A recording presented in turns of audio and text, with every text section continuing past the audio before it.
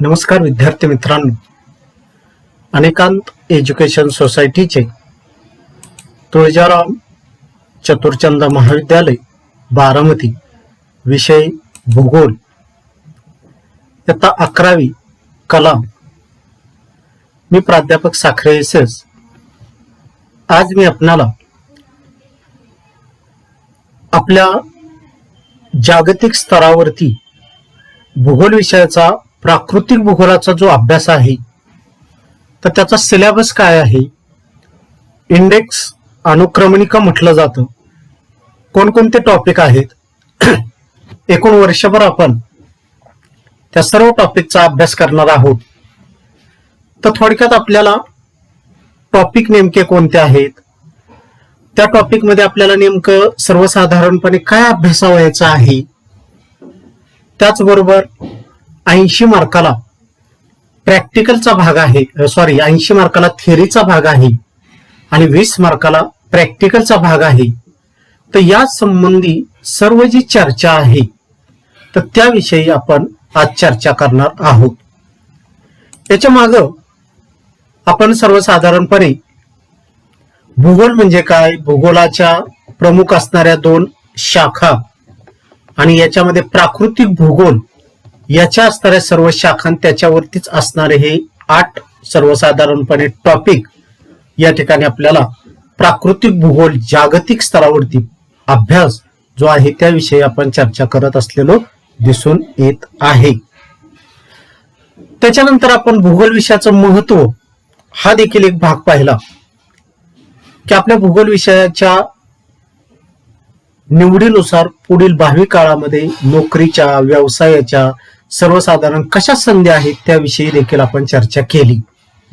आता प्रत्यक्ष आपण आपल्या अभ्यासक्रमाला सुरुवात करण्या अगोदर आपल्या सिलेबस काय आहे, अनुक्रमणिका काय आहे, कोणकोणते टॉपिक आहेत त्याविषयी थोडक्यात चर्चा करणार आहोत।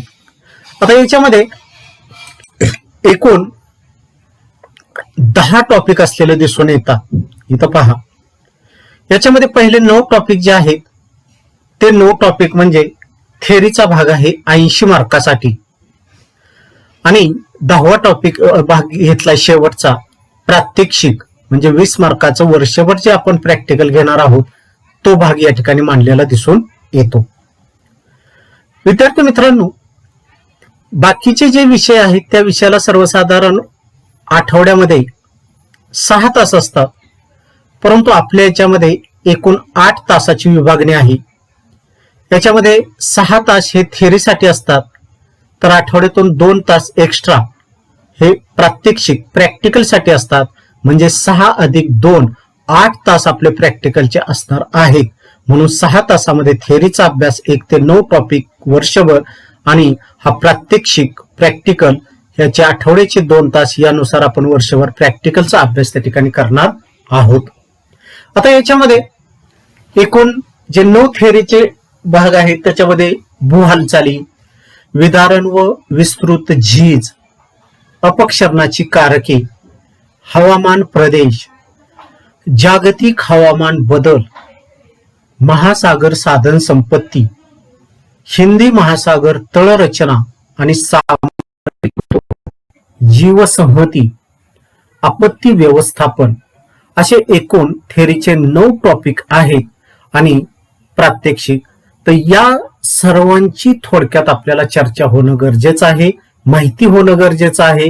याच्यात समजा 4 टॉपिक आपले फर्स्ट टर्मिनलला झाले तर 50 मार्काची आपली त्या ठिकाणी फर्स्ट टर्मिनल असते आणि नंतर वार्षिक परीक्षेचा 80 मार्काचा उल्लेख जर आपण केला तर पहिले जे 4 टॉपिक आहेत याच्यावरती थोडासा कमी भाग विचारला जातो आणि 5 ते 9 टॉपिक याच्यावरती हा जवळजवळ 70% भाग 80 मार्कासाठी विचारला जातो। असं देखील त्या ठिकाणी सर्वसाधारणपणे दोन्ही टर्मचं नियोजन असलेलं दिसून येतं।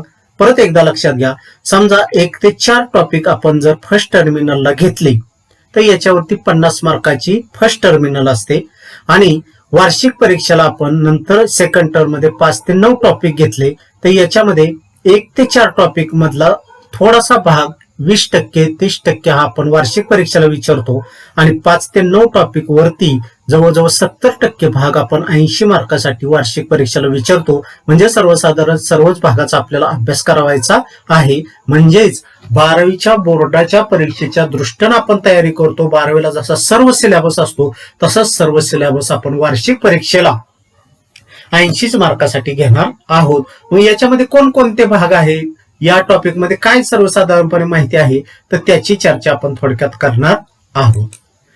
आता याच्यामध्ये प्रथम टॉपिक जर आपण पाहिला, भू हालचाल.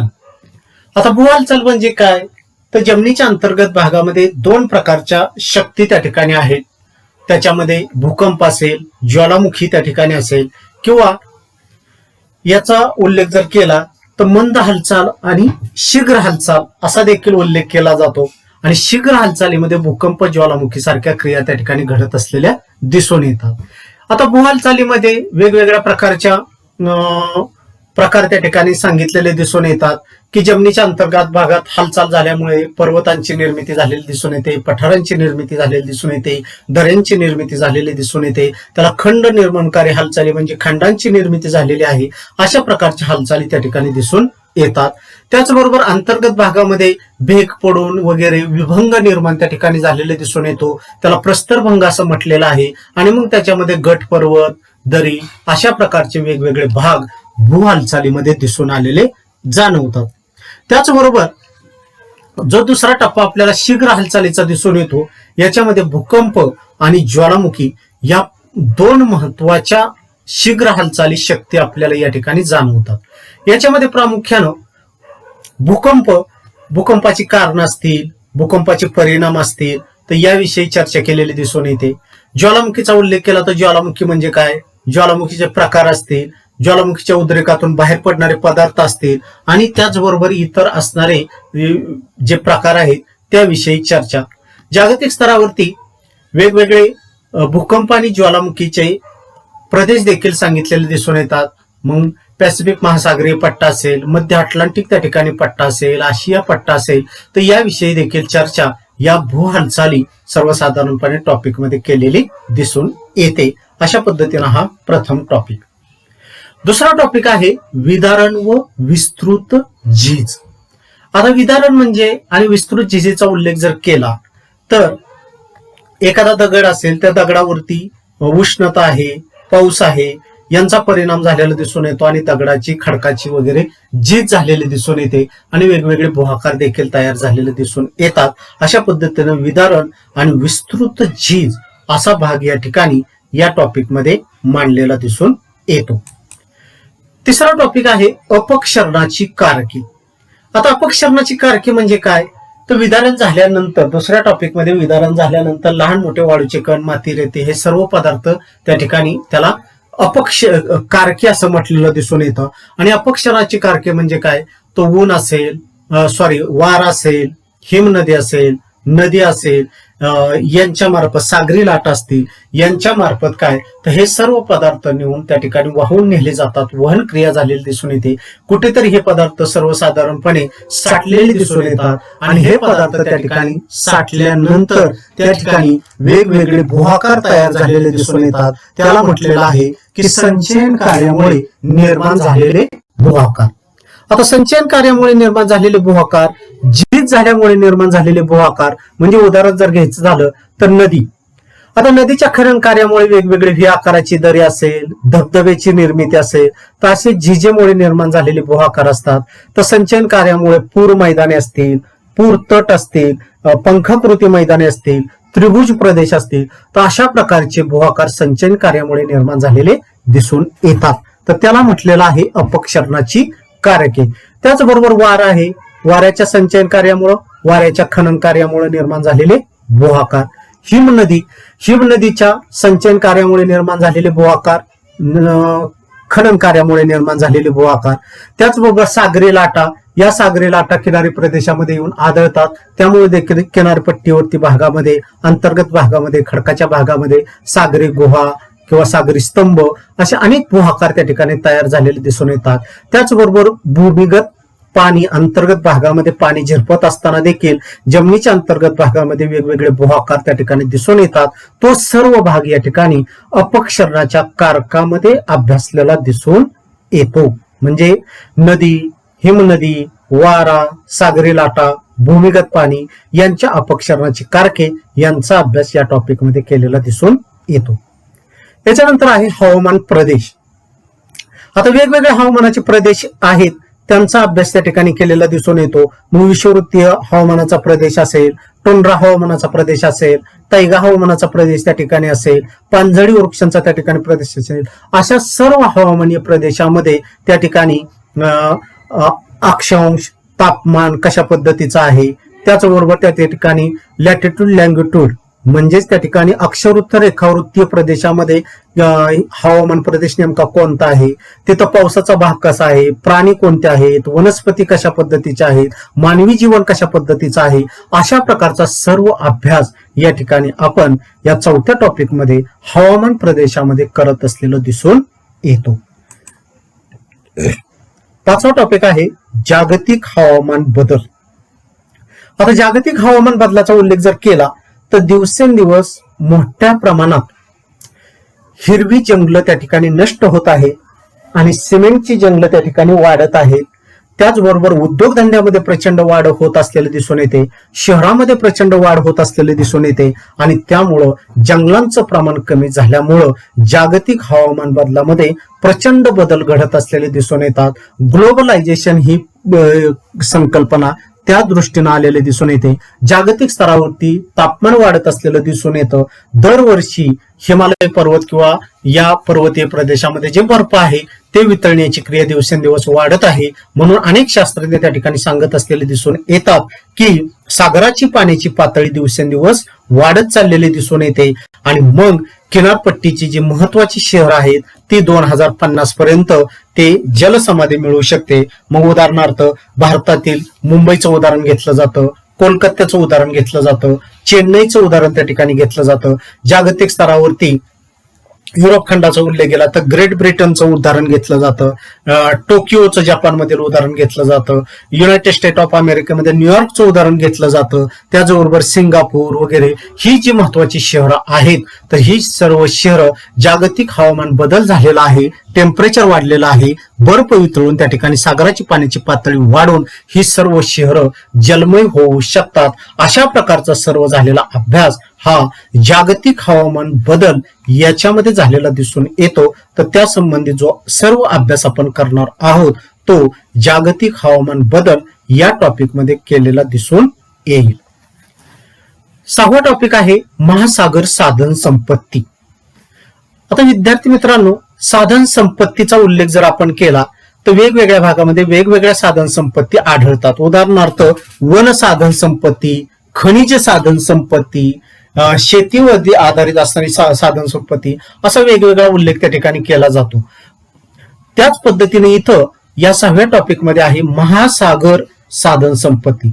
आता महासागर साधन संपत्तीचा उल्लेख केला तर कोणकोणती साधन संपत्ती आपल्याला सर्वसाधारणपणे दिसून येईल, तर सर्वांना जीवनामध्ये आवश्यक असणार पदार्थ तो महासागरामध्ये आपल्याला मुबलक प्रमाणात उपलब्ध होतो.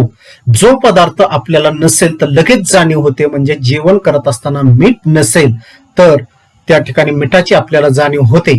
म्हणजेच महासागरामध्ये मुबलक प्रमाणात आणि सर्व मानवाचा सर्वांचा महत्वाचा असणारा पदार्थ म्हणजे मीठ, साल्ट म्हटलं जातं. तर ही एक सर्वात महत्वाची साधन संपत्ती आपल्याला महासागरामध्ये आढळत असलेली दिसून येते. याचं उदाहरण पहा की मिठाला किती महत्व आहे. एक छोटस उदाहरण, एका राजाने त्या ठिकाणी मिठाला किती किंमत असते तर ती राणी विचारते की मीठ किती महत्वाचं आहे, मिठाला किती महत्व देत आहे. तर त्यावेळेस तो सांगतो की मीठ किती महत्वाचं आहे ते लक्षात घे. एक दिवस राजाने काय केलं, सर्व प्रजेला त्या ठिकाणी जेवणाचं आमंत्रण दिलं आणि जेवणाचं आमंत्रण दिल्यानंतर सांगितलं की या कुठल्याही पदार्थामध्ये मीठ टाकायचं नाही. जेवण तयार झालं, 12 वाजता त्या ठिकाणी आरती झाली आणि सर्व लोक त्या ठिकाणी जेवण करण्यासाठी प्रजा बसली. पंक्तीच्या पंक्ती त्या ठिकाणी वाढल्या गेल्या आणि जेवण करायला सुरुवात झाली. जेवण करायला सुरुवात झाल्याबरोबर त्या ठिकाणी एक एक घास खाल्ला की सर्व जेवण करायचे थांबले, कारण त्याच्यामध्ये मीठ नव्हतं, त्याला चव नव्हती. कोणीही जेवण करेना. आणि मग त्यावेळेस त्या ठिकाणी राणीने विचारलं का जेवण करत नाही, तर सर्वजण म्हणले याच्यामध्ये मीठ टाकलेलं नाही, म्हणजे सर्व पदार्थ आळणे आहेत. मग जे मिठाशिवाय त्या ठिकाणी जीवन नाही हे राणीला त्या ठिकाणी पटलं. म्हणजे राजा सांगत होता जीवनामध्ये सर्वात मीठ महत्वाचं आहे. त्यावेळेस त्या ठिकाणी राणीला समजलं नाही, परंतु असा प्रयोग केल्यानंतर मग मिठाचं महत्व त्या ठिकाणी लक्षात आलेलं दिसून येतं. म्हणजे महासागरामध्ये सर्वात महत्वाची साधन संपत्ती मीठ. त्याचबरोबर दुसरी साधन संपत्ती आहे मासे. पहा विद्यार्थी मित्रांनो, काही शास्त्रज्ञांनी तर सांगितलेलं आहे की बऱ्याच वेळेला म्हटलेलं आहे की शाकाहार सर्वात उत्कृष्ट आहार, परंतु सर्वच जर शाकाहारी झाले तर या ठिकाणी अन्नाची समस्या निर्माण होऊ शकते. कारण सर्वसाधारणपणे 35% अन्नाची गरज ही माशांमार्फत त्या ठिकाणी पूर्ण झालेली आहे असं त्या ठिकाणी म्हटलं जातं. म्हणजे अन्न म्हणून मासे हा दुसरी साधन संपत्ती. त्याचबरोबर माशावरती प्रक्रिया केलेली दिसून येते, माशावरती तेल काढलेलं दिसून येतं, खत निर्मितीसाठी, सौंदर्य प्रसाधनासाठी, अशा अनेक ठिकाणी माशांचा वापर त्या ठिकाणी केलेला दिसून येतो. म्हणजे मीठ, त्याच्यानंतर मासे त्या ठिकाणी असलेले दिसून येतात. त्याचबरोबर सागरामध्ये शंख, शिंपले याच्यापासून अनेक प्रकारचे वेगवेगळ्या प्रकारच्या वस्तू बाजारपेठेमध्ये विकल्या जातात. घर सजावण्यासाठी शंख शिंपल्याचा चांगला वापर त्या ठिकाणी सजावटीसाठी केलेला दिसून येतो. त्याचबरोबर महासागरामध्ये वाहतुकीचा प्रश्न त्या ठिकाणी सर्वात स्वस्त जलवाहतूक, अशा पद्धतीनं कितीतरी माणिक, वैडूर्य, मोती अशा प्रकारच्या वस्तू त्या ठिकाणी आपल्याला महासागरामध्ये मिळत असलेल्या दिसून येतात. वेगवेगळ्या प्रकारच्या तेलाच्या खाणी देखील महासागरामध्ये सापडत असलेल्या दिसून येतात. आपल्या जवळचं उदाहरण घेतलं झालं तर मुंबई जवळ त्या ठिकाणी बॉम्बे हाय हे क्षेत्र त्या ठिकाणी अरबी समुद्रामध्ये आहे. 100 विहिरी त्या ठिकाणी आहेत, त्याच्यामध्ये तेल, नैसर्गिक वायू हा मिळवलेला दिसून येतो. म्हणजे महासागर साधन संपत्ती काय आहे त्याविषयी सर्वसाधारणपणे चर्चा या टॉपिक मध्ये आपण करणार आहोत. 7वा टॉपिक आहे हिंदी महासागर तळ रचना आणि सामरिक महत्व. विद्यार्थी मित्रांनो, तळ रचना याचा अभ्यास करीत असताना सर्वसाधारणपणे म्हटलेलं आहे की भूपृष्ठाचा, जमिनीचा उथळ भाग सागरामध्ये जो घुसलेला दिसून येतो त्याला भूखंड मंच म्हटलेला आहे. म्हणजे सर्वसाधारणपणे 100 फॅदम पर्यंत खोली असणारा जो सपाट भाग आहे, जिथं प्लवंग नावाची वनस्पती मुबलक प्रमाणात उगवते, सूर्याची किरण पोहोचतात आणि त्यामुळे मासेमारी सारखा व्यवसाय त्या ठिकाणी चांगला चालतो, त्याला भूखंड मंच असं त्या ठिकाणी म्हटलेलं आहे. उदाहरणार्थ डॉगर बँक आणि ग्रॅड बँक ह्या अटलांटिक महासागराला त्या ठिकाणी आपल्याला सांगितलेलं दिसून येतात. म्हणजे युरोपची किनारपट्टी आणि युएसए ची किनारपट्टी, तर डॉगर बँक आणि ग्रॅड बँक हे माशांच्या बँका त्या ठिकाणी आढळतात आणि या तळरचनेमध्ये त्याला म्हटलेलं आहे भूखंड मंच. त्याच्यानंतर 100 फॅदम ते 1000 फॅदम पर्यंत त्या ठिकाणी खंडांत उतार म्हटलेला आहे. त्याच्यानंतर सागरामध्ये सपाट भाग आहे, त्याला सागरी मैदान म्हटलेलं आहे. सागरामधील एखादा खंडाचा भाग वरती डोकावलेला दिसून येतो जमिनीचा, त्याला सागरी बेट म्हटलेलं आहे. तर अशा प्रकारची सागर तळ रचना त्या ठिकाणी म्हटलेला आहे. आणि वेगवेगळ्या महासागरामध्ये वेगवेगळ्या प्रकारची तळ रचना, म्हणजे पॅसिफिक महासागर जगातील सर्वात मोठा, द्वितीय क्रमांकावरती असणारा अटलांटिक महासागर, तृतीय क्रमांकावरती असणारा हिंदी महासागर आणि चौथ्या क्रमांकावरती असणारा बर्फाच्छादित आणि आर्क्टिक महासागर. तर अशा प्रकारे वेगवेगळे तळ रचना त्या ठिकाणी अभ्यास करणं गरजेचं आहे. कोणती बेट त्या ठिकाणी आहे, अंतर्गत भाग कशा पद्धतीचा आहे, अशा पद्धतीचा अभ्यास म्हणून या ठिकाणी आपला हिंदी महासागर जो आहे तर त्याची तळरचना आणि सामरिक महत्व, म्हणजे इतर देशाच्या दृष्टिकोनातून इतर देश त्यांचं त्या ठिकाणी आपलं युद्धजन्य परिस्थिती निर्माण झाली, आपलं त्या ठिकाणी संरक्षणाच्या दृष्टिकोनातून त्या ठिकाणी काय महत्व आहे त्याला सामरिक महत्व असं म्हटलेलं आहे. हिंदी महासागराची तळरचना आणि सामरिक महत्व देशाच्या सुरक्षिततेच्या दृष्टीनं त्या ठिकाणी आपल्याला हा सर्व अभ्यास या टॉपिक मध्ये केलेला दिसून येतो. त्याच्यानंतर 8वा टॉपिक आहे जीवसंहती. आता जीवसंहतीचा उल्लेख जर आपण केला तर जीवसंहतीमध्ये वनस्पती आणि प्राणी वेगवेगळ्या प्रदेशामध्ये त्यांचं जीवन कशा पद्धतीचं आहे, कोणत्या प्रकारचे प्राणी, कोणत्या प्रकारच्या वनस्पती त्या ठिकाणी आढळतात, मग त्या ठिकाणी सेव्हाना गवताळ प्रदेश त्या ठिकाणी असेल, टुंड्रा प्रदेश त्या ठिकाणी असेल, किंवा ऑस्ट्रेलियाचं उदाहरण घेतलं तर कांगारू त्या ठिकाणी असणारा प्राणी, किंवा आफ्रिकेचा उल्लेख केला तर त्या ठिकाणी हत्ती त्या ठिकाणी महत्वाचे आहेत, किंवा अशा प्रकारचे वेगवेगळे सिंह, वाघ किंवा चित्ते असे वेगवेगळे जे प्राणी आणि कोणकोणत्या प्रकारच्या वनस्पती, मग सिंकोना प्रकारची वनस्पती त्या ठिकाणी असेल, किंवा मोहोगणी असेल, एबनी असेल, रोजवूड असेल, विषुववृत्तीय हवामानाचा प्रदेश असेल, सागासारखी वनस्पती पानझडी वृक्षांमध्ये त्या ठिकाणी असेल, तर अशा प्रकारच्या वनस्पती आणि प्राण्यांचा केला जाणारा अभ्यास हा जीवसंहतीमध्ये केलेला दिसून येतो. आपत्ती व्यवस्थापन. आता आपत्ती व्यवस्थापन याच्यामध्ये दोन प्रकार असलेले दिसून येतात. याच्यामध्ये प्रामुख्यानं मानवनिर्मित आपत्ती आणि नैसर्गिक आपत्ती. मग नैसर्गिक आपत्तीमध्ये भूकंप, ज्वालामुखी, पूरजन्य परिस्थिती, त्याचबरोबर दुष्काळ, आवर्षण, दरड कोसळणे अशा प्रकारच्या सर्व आपत्तींचा अभ्यास या ठिकाणी नैसर्गिक आपत्तीमध्ये केलेला दिसून येतो. तर मानवनिर्मित आपत्तीमध्ये युद्धजन्य परिस्थिती त्या ठिकाणी असेल, साथीचे रोग त्या ठिकाणी असतील, बॉम्ब सदृश परिस्थिती त्या ठिकाणी असेल, अतिरेकी कारवाई त्या ठिकाणी असतील, अशा प्रकारचे सर्व मानवनिर्मित आपत्तीमध्ये त्या ठिकाणी त्यांचा समावेश झालेला दिसून येतो. तर हा 9वा टॉपिक आपत्ती व्यवस्थापन मध्ये त्या ठिकाणी असलेला दिसून येतो. आणि शेवटचा भाग आहे तो म्हणजे प्रात्यक्षिक, प्रॅक्टिकल. 20 मार्कासाठी हा अभ्यास आपण त्या ठिकाणी करणार आहोत. विद्यार्थी मित्रांनो, 1 ते 9 टॉपिक या ठिकाणी थेअरीच्या 80 मार्कासाठी असलेले दिसून येतात. तर 20 मार्कासाठी प्रॅक्टिकलचा भाग आहे. मग प्रॅक्टिकल मध्ये कोणकोणता प्रॅक्टिकलचा भाग आहे, त्याचा अभ्यास कसा आपण करणार आहोत, तर याविषयी प्रॅक्टिकलची सविस्तर चर्चा आपण पुढच्या एका भागामध्ये त्या ठिकाणी करणार आहोत. म्हणजेच या ठिकाणी 1 ते 9 टॉपिक मध्ये प्रामुख्यानं वर्षभर आपण जो अभ्यास करणार आहोत जगाचा प्राकृतिक भूगोल इयत्ता 11वी, तर त्याविषयी 1 ते 9 टॉपिक विषयी आपण थोडक्यात चर्चा केलेली दिसून येते की या टॉपिक मध्ये आपल्याला नेमकं काय अभ्यासावायचं आहे. त्या टॉपिकचं नाव वाचलं तरी देखील आपल्याला त्या ठिकाणी लक्षात येईल. तर ही माहिती आपल्यापर्यंत त्या ठिकाणी असावी म्हणून हा अनुक्रमणिका इंडेक्स याविषयी आपण चर्चा केलेली दिसून येते. आणि याच्यानंतर आपण प्रत्यक्ष प्रथम जो टॉपिक आहे भू हालचाली याविषयी चर्चा करणार आहोत.